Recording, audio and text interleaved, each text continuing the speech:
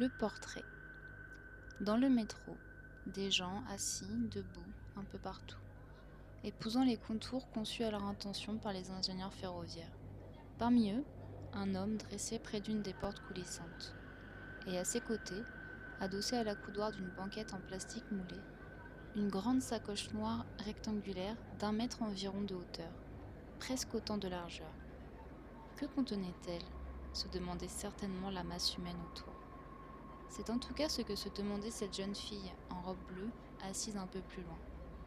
Elle laissait ses petits yeux noirs se reposer sur l'étrange sacoche, depuis quelques minutes déjà, quand elle eut la curiosité de les lever vers son propriétaire. L'homme la fixait, mais d'une autre façon qu'elle-même avait fixé la sacoche. Il baissa la tête quand leurs regards se percutèrent. La jeune fille en fit autant. Et, de nouveau, ils la relevèrent en même temps. L'homme affichait à présent un air embarrassé, et ses yeux se mirent à danser, de la jeune fille au vide, un aller-retour gêné et appuyé. Elle ne le quittait plus. Agacée, sans vraiment savoir pourquoi, elle finit par s'approcher de lui pour mettre fin à ce balai oculaire qui se tenait dans l'indifférence générale. « On se connaît ?» accusa-t-elle presque, rappelant à l'étranger que l'on ne se mêle pas aux inconnus. « Eh bien... » Il tortillait des pieds, une main posée sur la grande sacoche noire. « C'est vraiment embarrassant, » commença-t-il avant de baisser les yeux sur son imposant bagage. « Quoi ?» s'inquiéta soudain la jeune fille. « Qu'y a-t-il là-dedans ?»« C'est une toile, un portrait. »« Votre portrait. »« Quoi ?» répéta-t-elle. L'homme semblait de plus en plus gêné. « C'est vraiment fou, mais... En fait, c'est pour ça que je ne pouvais pas m'empêcher de vous regarder.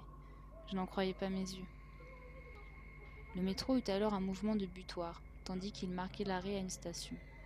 La jeune fille descendait là. « Je descends là, » dit-elle, convaincue qu'il s'agissait d'une parade de drague particulièrement dérangeante. « Je vais avec vous. » La jeune fille avait beau lui montrer son dos, elle sentait l'homme derrière elle prêt à descendre. Elle le sentit la pousser alors que les portes coulissaient devant eux. Elle laissa filer la foule vers la surface et ils se retrouvèrent à deux sur le quai. « C'est bizarre pour moi aussi, » souffla l'homme en se plaçant face à elle. « Je comprends pas bien. Vous allez voir, c'est vraiment dingue, je ne vous avais jamais réellement vu, bien sûr. J'ai fini ce portrait ce matin. Regardez. » Il sortit de la sacoche une toile de belle dimension où un visage s'étalait devant un fond pastel, exhibant une bouche rose, un large front pâle et une courte chevelure brune. Le tout était éclairé par 2 pupilles noires et brillantes. « Mais c'est moi ?» reconnut la jeune fille en s'attardant sur les traits brossés de la peinture. « On dirait bien, oui. » Elle prit alors le temps d'examiner le visage de l'inconnu. L'avait-elle déjà rencontré ? Il était grand, brun, des yeux gris cachés derrière de fines lunettes de vue, et un nez épaté d'une forme qu'il était impossible d'oublier. Non, elle ne l'avait jamais vu. Il rangea le portrait et se mit à se diriger vers l'escalator. Elle le suivit lentement, avec encore dans l'esprit ce visage peint qui était le sien. Sans s'en rendre compte, les voilà qui étaient arrivés dehors, sur le trottoir. L'homme pointa la terrasse de café de l'autre côté, et elle hocha la tête. Quand ils furent attablés,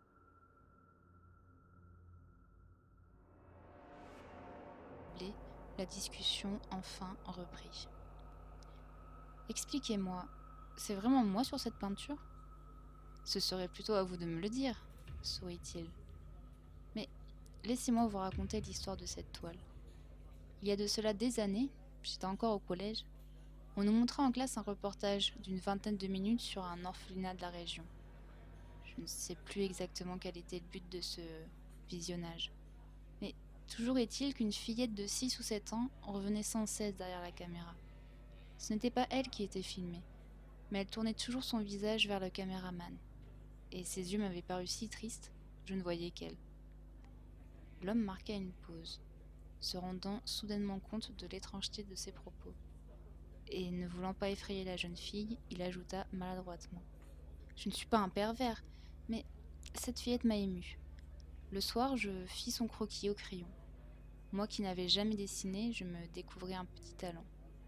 Depuis, chaque automne, je refais son portrait, la vieillissante d'une année. J'ai suivi des études de dessin et j'en ai fait mon métier. Grâce à cette fillette, grâce à vous. La jeune fille écoutait poliment en sirotant sa bière, mais elle était maintenant convaincue que ce n'était pas elle. Non, votre histoire est touchante, mais ce ne peut être moi. Je n'ai jamais été à l'orphelinat, je connais mes parents et j'ai toujours vécu avec eux. Vous en êtes sûr? Peut-être avez-vous effacé cette période de votre vie? Peut-être le traumatisme?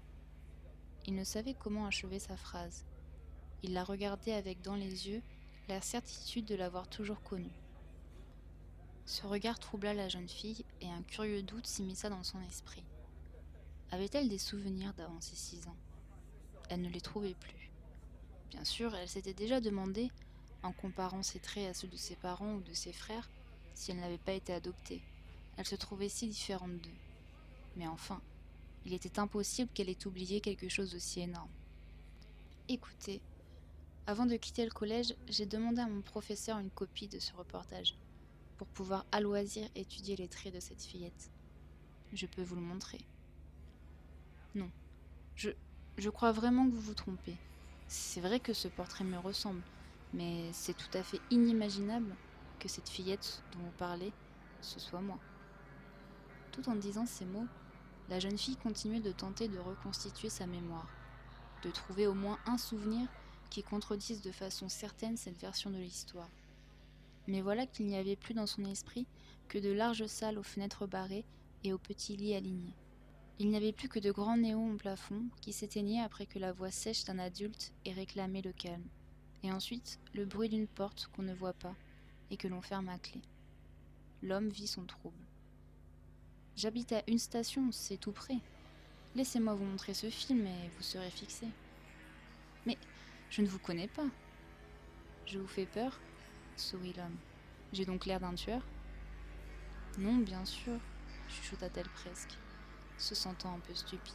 « Bien, c'est d'accord. » Après avoir réglé l'addition, ils quittèrent le café et marchèrent sans un mot une dizaine de minutes dans un quartier que la jeune fille ne connaissait pas. Elle aurait voulu jeter un nouveau coup d'œil à la toile rangée dans la grande sacoche. Sa tête n'était plus que brume. Ils arrivèrent enfin au bas d'un immeuble de ville, dont l'homme ouvrit la porte à l'aide d'un badge magnétique. Ils pénétrèrent le hall et grimpèrent l'escalier. Quand la jeune fille entra dans son appartement, l'homme referma derrière eux la porte à clé. Dans le métro, des gens assis, debout, un peu partout. Parmi eux, un homme dressé près d'une des portes coulissantes. Et à côté de lui, une grande sacoche noire d'environ 1 mètre de hauteur. Que contenait-elle?